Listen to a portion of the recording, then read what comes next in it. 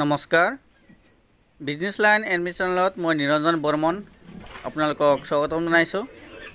তো ইয়াত দেখা পাইছে গাহৰিৰ পোৱালি 9টা আছে।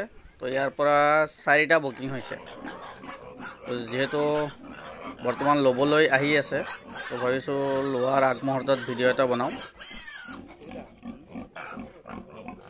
তো ইয়াত পোৱালি আছিল টোটাল 9 পিচ আৰু বয়স বৰ্তমান 50 দিনমান হৈছে। আৰু কোৱালিটি বহুত ধুনীয়া আহিছে। এইটো ইয়াৰ পৰা 4 পিচ আপোনাৰ এক পিছত 6000কৈ। তো 4 পিচ ল'ব, কিন্তু 1000 টকা এটা কম দিব। তো 6000 কিমান 200 টকা কমে হ'ল, 250 টকা। তো পোৱালিৰ কোৱালিটিখিনি চাওক। বৰ্তমান 2 পিচ ৰাতিপুৱা আহি ধৰি লৈ গৈছিল আৰু বাকী ইয়াত 7 পিচ আছে আৰু বৰ্তমান আহিছে। ইয়াৰ পৰা আৰু 2 পিচ ধৰি ল'ব। মানে এইখিনি লৈছে মানে ঘৰত পুহিবলৈ, দুইজনে 2 পিচকৈ লৈছে, 4 পিচ মানে ঘৰত মাংসৰ কাৰণে ৰাখিব। আৰু একজনে লৈছে মাইকী, মানে ঘৰত ব্ৰিডিঙৰ কাৰণে ৰাখিব। এইবিলাক মতা মাইকী চব একে হয়, চব একে সমানতে ডাঙৰ হয় আৰু ওজনবিলাক একেই আহে। বৰ্তমান আৰু 5 পিচ থাকিব ইয়াৰ পৰা। তো কাৰোবাক লাগিলেও যোগাযোগ কৰিব পাৰে। মোৰ ঘৰ কামৰূপ জিলা বকো সমষ্টি মালিবাৰী সত্ৰ,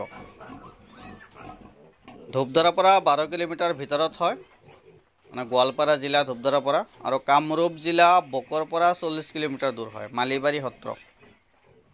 ইয়াৰ পৰা আৰু 5 পিচ আছে বৰ্তমান, যদি কাৰোবাক লাগে যোগাযোগ কৰিব। আৰু বন্ধুসকল, কোনোবাই যদি টাৰ্কি আৰু চীনা চৰাই পালন কৰিব বিচাৰে, বৰ্তমান সময়ত মোৰ লগত টাৰ্কি আৰু চীনা চৰাইৰ পোৱালিও এভেইলেবল আছে। যিবিলাক সৰু দেখা পাইছে ফুটকা ফুটকি, সেইবিলাক হৈছে চীনা চৰাই বা গিনি ফ্ল' বুলি কয়। আৰু ডাঙৰ যিবিলাক দেখা পাই আছে, ইয়াত ফিমেল আছে। আৰু যিটো নেকি মাথাত ফুল আছে, ডাঙৰ সন্মুখত আহি আছে, এইটো হৈছে মেল। তো মেলটোৰ ওজন 6 মাহতে 8ৰ পৰা 10 কেজিমান আহি যায়। আৰু ফিমেলবিলাক 4 কেজি বা কোনোবা এটা 5 কেজি হঠাৎ আহে। 5 কেজি ইমান সোনকালে নহয়, আপোনাৰ 3.5 কেজি 4 কেজিৰ ভিতৰত থাকে ফিমেলখিনি। কোনোবাই যদি পালন কৰিব বিচাৰে যোগাযোগ কৰিব। ধন্যবাদ।